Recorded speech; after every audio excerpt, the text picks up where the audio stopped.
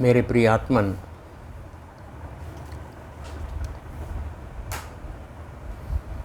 जो जो प्रसंग आगे बढ़ रहे हैं, कुछ मित्रों के प्रश्न भी आ रहे हैं, इंक्वायरीज भी आ रही हैं और अनेक तरह की बातें पूछी जा रही हैं।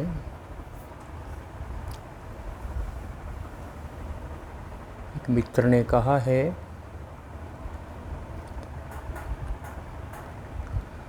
कि मैं एक दिन के लिए एक गुरु के आश्रम में गया था किसी में, और वहाँ ध्यान करवाने के लिए नृत्य चल रहा था। सभी नाच रहे थे, लगभग 100 शिष्य, और सभी आंख बंद करके इतने संलग्न होकर के नाच रहे हैं कि मैंने तो पहली बार देखा था, किसी के साथ में गया था। पहले मुझे संकोच हुआ, लेकिन उनको देख करके संगीत के साथ मेरे भी पैर थिरकने लगे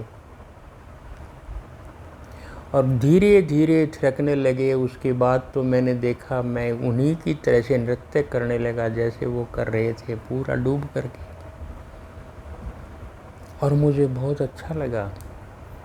मन किया मैं नाचता ही रहूं। मेरे जीवन में ऐसा पहली बार हुआ था, मैंने कभी नृत्य नहीं किया था। यहाँ तक कि कभी किसी की विवाह में भी चला जाता तो वहाँ भी लोग आजकल नाचते थे। मन तो करता था कि मैं भी उनके साथ बोलूं, नाचूं, लेकिन फिर संकोच होता था कि नहीं, शायद अच्छा नहीं लगेगा, मुझे नाचना आता ही नहीं तो मैं क्यों नाचूं, लोग क्या कहेंगे। तो मैं वहाँ भी अपने आप को रोक लेता था, लेकिन जो ही यहाँ गया मुझे अच्छा लगा और मैंने घर आकर के संगीत प्रारंभ किया, एक कमरे में लगाया और मैं वहाँ भी नाचने लगा अकेला, क्योंकि मुझे अच्छा लगा था। किंतु जो ही घर वालों ने देखा, उन्होंने एकदम तुरंत बंद करवा दिया कि ये क्या हमारे घर में नाच गाना चल रहा है। तुम इतने शिक्षित व्यक्ति हो, इतने बड़े घराने के हो, ये हमारे घरों में ये चलता है क्या कभी? बंद करो, सब हमारा काम नहीं है। ये तो सब डूमों का और मरासियों का, जाने क्या क्या नाम लिया, वो नृत्य करते हैं। हमारा काम नृत्य क्या है करने का? बंद करो, इस घर में नहीं होगा।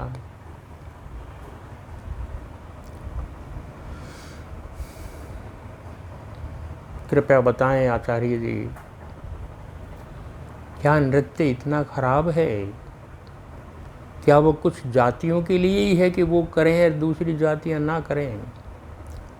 क्या वो किसी खास उम्र के लिए है, किसी खास व्यक्तियों के लिए है? क्यों मना किया जाता है? कृपया इस पर थोड़ा सा प्रकाश डालें। नृत्य क्या है? और ये पूछा है गुरुग्राम से श्री गोपाल दास जी ने।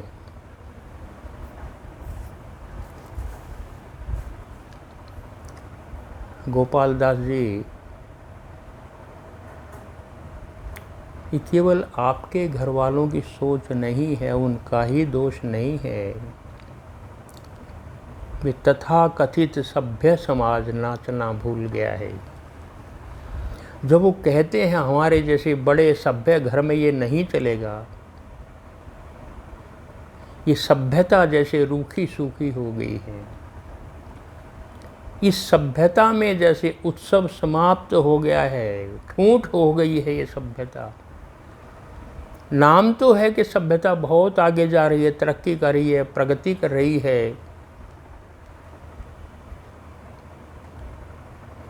भौतिक प्रगति कितनी ही कर ले, यदि उत्सव उसमें से निकल गया, रस उसमें से निकल गया, आनंद किसी सभ्यता में से निकल गया, तो सभ्यता ठूंठ हो जाती है। जैसे गन्ने में से रस निकाल के ठूंठ रह गया हो, ये स्थिति हो जाती है उस सभ्यता की। और वही हम आज देख रहे हैं। इसलिए आज का तथाकथित सभ्य समाज बिल्कुल रूखा हो चुका है। ईर्ष्या, द्वेष, अहंकार से ग्रस्त है। अहंकार बहुत बड़ा हो गया है। भला नाचेगा वो? ये सब की स्थिति है, आपके घर की नहीं केवल। ऐसे लोगों के लिए नृत्य जैसे एक असामाजिक हो गया है। छोटे लोगों के लिए जैसे वो तो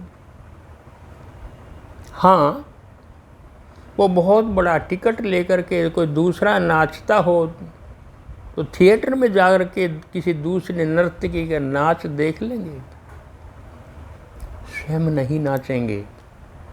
और किसी दूसरे का नृत्य देखना वो मनोरंजन है, उत्सव नहीं है। दूसरे का नृत्य आप देख रहे हैं, दूसरे को गाते बजाते देख रहे हैं, वो मनोरंजन हो सकता है। यदि आप स्वयं नाचते हैं, डूबते हैं नृत्य में, तो वो उत्सव होता है। इतना अंतर है। अब अंतर मान लीजिए, उत्सव में और मनोरंजन में कितना अंतर है। दूर से देखना और स्वयं डूबना उसमें। अब इसको देखेंगे, सभ्य समाज की देन है। जबकि आदि मानव जब से मनुष्य बना था तब भाषा भी नहीं थी, केवल संकेत से बात होती है। जैसे पशु पक्षी आज भी संकेत से अपनी भाषा समझ जाते हैं, उनकी कोई भाषा नहीं फिर भी समझते हैं। आदि मानव की भी कोई भाषा नहीं थी, पर फिर भी संकेत था, जेस्चर था, जिससे वो समझते थे। उसके पश्चात भी नृत्य तब भी था। जो ही भीतर से आनंद फूटता था तो वो नाचने लग जाते थे। आदिवासी जो अभी भी वनों में रहते हैं, आप जाकर देख लीजिए, दिन भर काम करते हैं। और काम क्या करते हैं? केवल पेट के लिए भोजन का प्रबंध करना है। दिन भर मेहनत करते हैं और रात को खूब नृत्य करते हैं। और इतना करते हैं, डूब जाते हैं और बेठक करके सो जाते हैं। न उनको भविष्य की चिंता है, न उनको भूतकाल की चिंता है। कल क्या होगा कोई मतलब नहीं। आज पेट भर गया बस काफ़ी है। वो आनंद में जीते हैं पूरे। वो किसी तरह के कल के सपने नहीं देखते। लेकिन आज का संस्कारित व्यक्ति इस सुख से वंचित है। कहता है मैं सभ्य हूँ, मेरे पास धन है, मेरे पास सारी सुविधाएं हैं। उन सब सुविधाओं में यदि उत्सव नहीं है, आनंद नहीं है, नृत्य नहीं है, हंसी नहीं है, संगीत नहीं है, तो किस बात की सभ्यता है? और ऐसी स्थिति में वो खूब झगड़ा करेंगे, लड़ाई करेंगे, ईर्ष्या करेंगे, द्वेष करेंगे, अहंकार बहुत बड़ा, सब कुछ कर लेंगे पर नृत्य नहीं करेंगे। जबकि नृत्य परमात्मा तक पहुंचने का सरलतम सुगमतम मार्ग है। एकमात्र नृत्य वो है जो ही आप उसमें डूबते हैं, वो अहंकार को गला देता है। अहंकार मिट जाता है, ईर्ष्या द्वेष मिट जाता है। जितने भी ये दुष्प्रभाव हमारे भीतर हैं इन भावों के, वो सब गल जाते हैं, नष्ट हो जाते हैं। इतना नृत्य करते हैं आदमी, यदि मिट जाए नृत्य करते करते तो ये सब भी उसके साथ मिट जाते हैं। और वो जो इन भावों से भरा हुआ व्यक्ति है, जो नकारात्मक भाव हमारे भीतर भर गए हैं, इनसे भरा हुआ व्यक्ति फिर निर्भर हो जाता है, बच्चे की तरह फिर निर्दोष हो जाता है। वो फूल की तरह खिल जाता है, हल्का हो जाता है, बोझ समाप्त हो जाता है जो भीतर भरे थे। नृत्य वो कीमिया है। नृत्य से हमारी जीवन ऊर्जा प्रभावित होती है, प्रभावमान करती है हमारे जीवन को। जो ऊर्जा भीतर इकट्ठी हो गई है, एकत्रित हो गई है, गतिमान नहीं है, बंध गई है, जो वो प्रवाहित होती है, उसमें गत्यात्मकता आती है। हमारे जीवन में तरंगे उठती हैं, जो ही नृत्य करते हैं, जो ही ऊर्जा जागती है, वो जो केंद्र पर इकट्ठी हो गई है, वो ऊर्जा चारों तरफ फैलती है। फैलने के बाद वो आनंद प्रदान करती है हमें। कुछ लोग कहते हैं नाचें तो तब ना जब कोई जीवन में कोई खुशी हुई हो, ये भी कहते हैं। जीवन को उदासी ने घेर रखा है तो नृत्य कहाँ से निकलेगा। मैं कहता हूँ आप नाच करके तो देखिएगा, उदासी कितनी हो उदासी भी छट जाएगी। आप शुरू तो करें एक बार। आपकी उदासी, आपकी चिंता सब खत्म हो जाएगी। नृत्य ऐसी चीज है।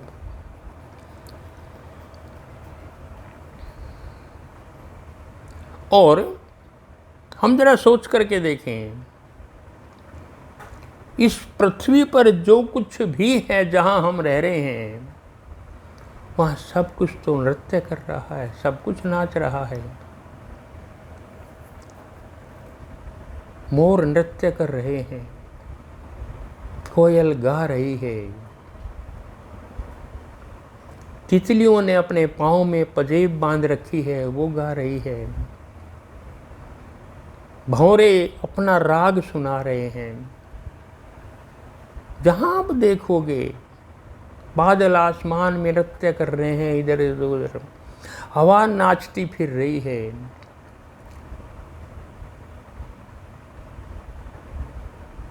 फूल खिल रहे हैं, क्या बिना आनंद के खिल सकते हैं? खिलना क्या है, भीतर जब आनंद नहीं समाता कली फूल बन जाती है।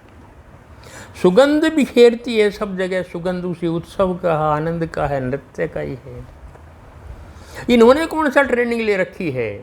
मोर कौन सा कहीं से सीख करके आया है? सीखने की आवश्यकता ही नहीं है। भाव भीतर हो, उमंग भीतर इतनी ज़्यादा हो कि पैर थिरकने लगते हैं। किस आपको किसी ट्रेनिंग की आवश्यकता है?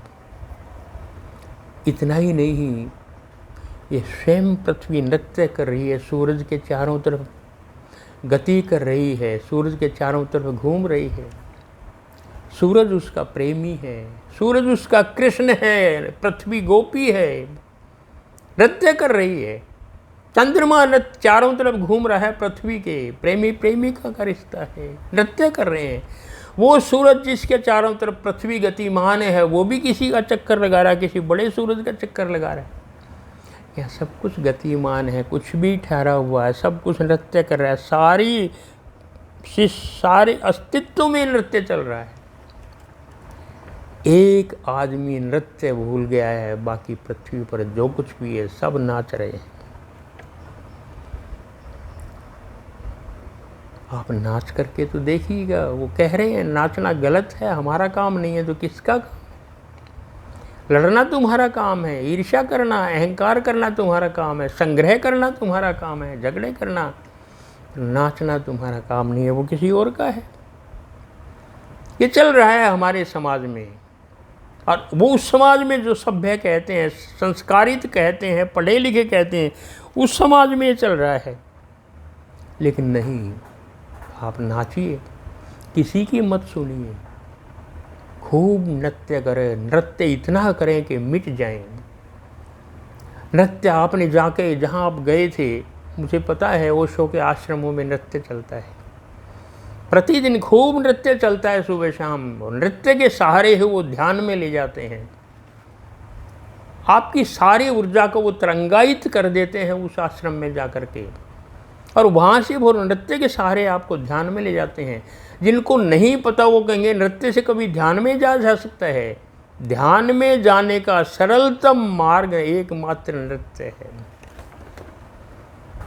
सूफी लोगों को भी देखिए, दरवेश का वो वस्त्र पहन करके प्रसिद्ध है उनका, तो वो नृत्य करते हैं, चारों तरफ घूमते हैं, नृत्य घूमते रहते हैं, बस नृत्य करते हैं। और इतना करते हैं घंटों, कि वो उस बिंदु पर पहुंच जाते हैं जहां केंद्र है, जिसके सहारे नाच रहे हैं वो अलग हो जाता है, परिधि अलग हो जाती है। वो परिधि पर नाचते हैं, इतना नाचते हैं कि उनका जो केंद्र बिंदु है, जो आत्मा है, जो चेतना है, उसके दर्शन उसको होते हैं, उसका आभास हो जाता है कि ये है आत्मा, ये है परमात्मा। वहाँ तक पहुँच जाते हैं। परिधि पर नृत्य चल रहा है, नाचते नाचते वो केंद्र पर पहुँच जाते हैं। सूफियों का नृत्य जो प्रसिद्ध है, आप नाच करके देखिए, वो मिट जाते हैं। लेकिन नृत्य करना इतना है कि नर्तक ना रह जाए, केवल नृत्य रह जाए उसको, वो वास्तविक नृत्य है। आँख बंद करके इतना नृत्य करिए, जहाँ भी आप नृत्य करेंगे वही परमात्मा प्रकट हो जाएगा। मंदिर में जाने की आवश्यकता नहीं, क्योंकि वो सब जगह है, वो सब जगह देख रहे हैं। जहाँ नृत्य करेंगे वहाँ मिट जाएं। नर्तकियाँ जो नृत्य करती हैं, वो चाहे वो भरतनाट्यम हो, कथक हो, कुचिपुड़ी हो या कोई दूसरा नृत्य हो, बरसों तक साधना करती हैं, प्रैक्टिस करती हैं, अभ्यास करती हैं, तब नृत्य करती हैं। लेकिन वो प्रस्तुति देती है किसी थिएटर में, उनको पता होता है कि हाँ मैं नृत्य कर रहा हूँ। उनके हाथ के जो भाव हैं, जो पैरों के भाव हैं, जो थिरकन है, वो वैसी होनी चाहिए जैसा उन्होंने अभ्यास किया है। वो नहीं चाहते कि थोड़ी सी भी गलत हो तो हजारों लोग देख रहे हैं, क्या कहेंगे।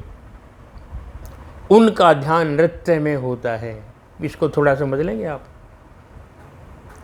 उनका ध्यान नृत्य में है कि मैं ठीक कर रही हूँ, नहीं गलत तो नहीं कर रही। लेकिन जब मीरा नाचती है तो उसका नाच में ध्यान नहीं होता, मीरा मिट जाती है।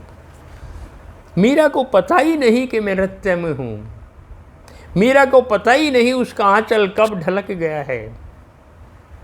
मीरा को पता ही नहीं उसकी चुनरी कहाँ गई है। उसको अपने वस्त्रों का होश तो क्या, अपना होश नहीं रहता। वो गली कूचों में नाचती फिरती है, उसे पता ही नहीं मेरा क्या है। मीरा मिट जाती है, केवल नाच रह जाता है। और जहाँ नाच रह जाता है वहाँ परमात्मा है, दोनों एक हो जाते हैं। यही तो मिटना है परमात्मा के दरबार में।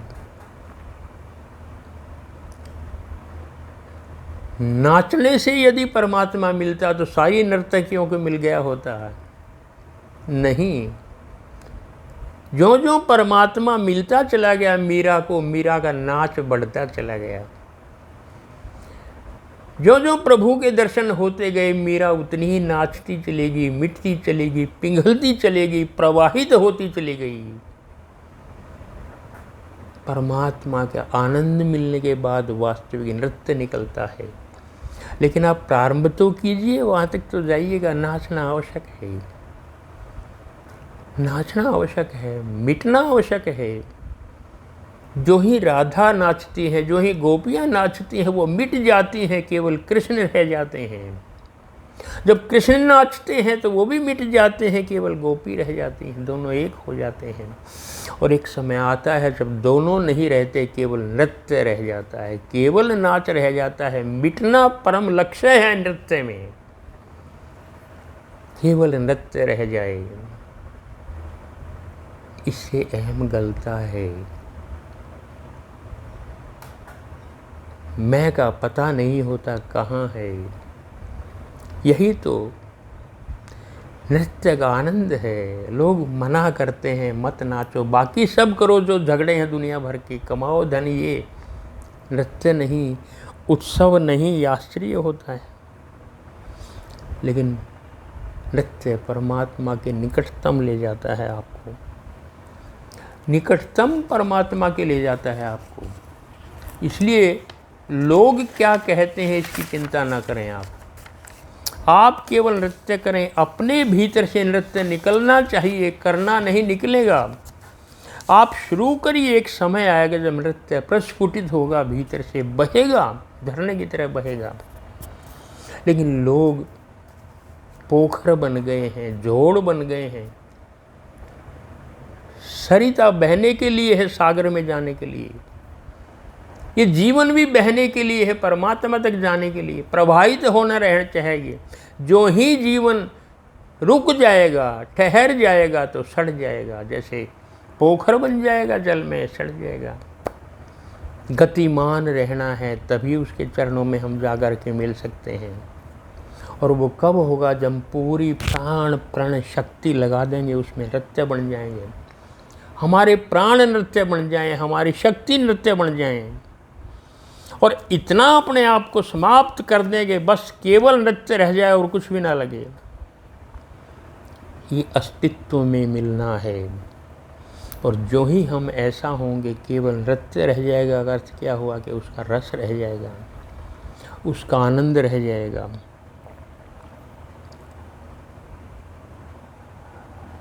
नृत्य सबसे निकटतम है।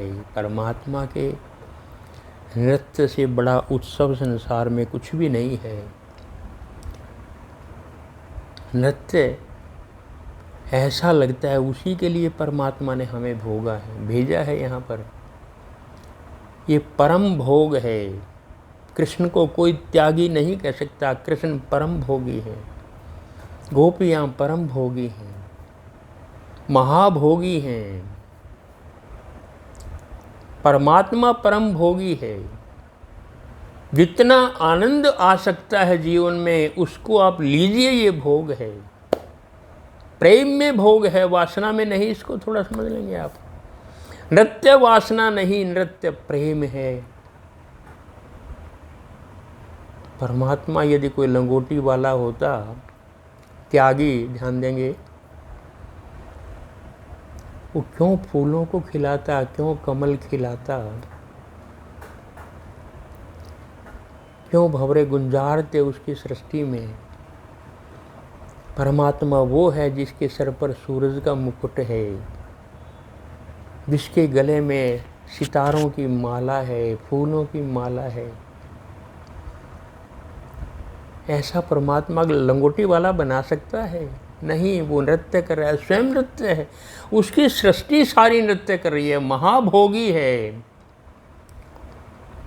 आप भी उसका भोग करिए। परमात्मा को पाना इससे बड़ा भोग क्या हो सकता है? हम कहते हैं बड़ा त्यागी है। नहीं, जो इस भोग को समझ लेगा, उसने सार समझ लिया है। भरत को कहा राज्य ले लो। लोग कहने लगे भरत ने तो त्याग दिया, भरत तो बहुत बड़े त्यागी हैं, राज त्याग दिया भरत ने, इतने बड़े त्यागी हैं। नहीं, भरत त्यागी नहीं है, भरत महाभोगी है। जिसने राम को भोग लिया, जिसने राम को प्राप्त कर लिया, राम को पा लिया, जिसने राम के लिए अश्रु बहा लिए, उससे बड़ा भोगी और क्या होगा? क्या रखा है राज्य में? देख लिया उसने, कुछ नहीं है। उसको हम त्याग कहते हैं क्योंकि हम प्रेम करते हैं राज्य से, कुर्सी से, धन से, संपत्ति से हमें प्रेम है। हमारे लिए वो बहुत बड़ी संपदा है राज्य, लेकिन भरत जैसों के लिए वो कूड़ा करकट है, फर्क है। मैं कई बार सोचता हूँ, हमारे घरों में माँ बहनें प्रातःकाल जब झाड़ू लगाती हैं तो बहुत सी ऐसी चीज़ें हैं जो हमारे काम की नहीं, कुछ टूट फूट गई, कुछ हमारे काम में आ चुकी हैं, पुरानी हो गई हैं, वो उनको उठा करके कूड़े में फेंक देती हैं। और कोई भिखारी आता है और उसी में से बहुत कुछ छांट करके अपनी थैली में ले जाता है, और वो कहता होगा इस घर वाले तो बहुत बड़े त्यागी हैं, इन चीज़ों को इन्होंने कूड़े में डाल दिया, उसके काम की हैं। घर वालों को पता है ये काम की नहीं, ये तो कूड़ा करकट है, तभी तो फेंका है, लेकिन उसके लिए त्यागी हैं। ऐसे ही हमारे लिए भरत जैसे लोग बहुत त्यागी हैं, लेकिन वो तो महाभोगी हैं। जो परम आनंद है वो उसको भोगते हैं। नृत्य वही आनंद है। परमात्मा चाहता है ऐसा हो, उसी ने बनाया, उसकी सृष्टि सारी नृत्य कर रही है। जीवन महाभोग है। जिसने इस रस को जान लिया, ये मानव जीवन सजा नहीं है, कैद नहीं है। जो बहुत से लोग कहते हैं जीवन तो दुख है, महादुख है। बुद्ध ने भी कहा था, 4 उसके संदेश थे कि सबसे पहला था जीवन दुख है। ईसाई भी कहते हैं जीवन पाप है। तो वहाँ से प्रारंभ कर गया। परमात्मा की सृष्टि को तुम दुख बता रहे हो, परमात्मा की सृष्टि को तुम पाप बता रहे हो, तो धर्म कहाँ से होगा?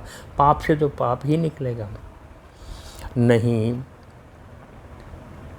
जीवन पुरस्कार है, परमात्मा का दिया हुआ उन मनुष्यों को जो इसको भोगना चाहते हैं।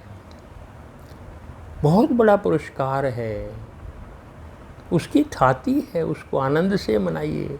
कौन भगवान चाहता है कि तुम दुखी हो? उनकी संतान तो आनंद से आनंद रहेंगे, तभी वो आनंदित होगा। वो सच्चिदानंद है, उसकी संतति को भी सच्चिदानंद होना चाहिए, आनंद में मग्न होना चाहिए। और आनंद में मग्न होने के लिए नृत्य से बड़ी कोई दूसरी साधना नहीं है। इसलिए गोपाल दास जी, आप तो गोपाल के दास हैं। आपके जो स्वामी थे गोपाल, वो तो जीवन भर नृत्य करते रहे। आप क्यों परवाह करते हो संसार की? खूब नृत्य करिए, खूब नाचिए। ये बहुत धरती पड़ी है, घर में भी ना नाचने लें तो बाहर कहीं जा कर के अपना जंगल में कहीं नाचिए, लेकिन नृत्य को छोड़ना मत। सबसे बड़ी सरल सुविधा है। और आपने एक बार तो रस ले लिया है, समझाने की आवश्यकता नहीं आपको। तो आप खुद ही कह रहे हैं कि बहुत आनंद आया, मेरे पैर थिरकना चाहते हैं। आपने जो रस ले लिया, आप किसकी परवाह करते हो? इसलिए आप खूब नृत्य करिए, चाहे जंगल में जाके करिए, चाहे कहीं और जाके करिए। किसी की परवाह मत करो, यहाँ कोई किसी का नहीं है, अपना अपना आनंद है। ये संसार झगड़ा सिखाएगा, ईर्ष्या, द्वेष, अहंकार सब कुछ सिखा देगा। उत्सव नहीं सिखाता, नृत्य नहीं सिखाता, आनंद से दूर करना चाहता है। उनकी हम क्यों परवाह करें? खूब नृत्य करें, जहाँ जब मौका मिले बस नाचना प्रारंभ करो संगीत के साथ। आप वो नृत्य परमात्मा की पूजा है, ये समझ लिया, आप जल्दी वहाँ पर पहुँच जाओगे। आज इतना ही। जय श्री राम।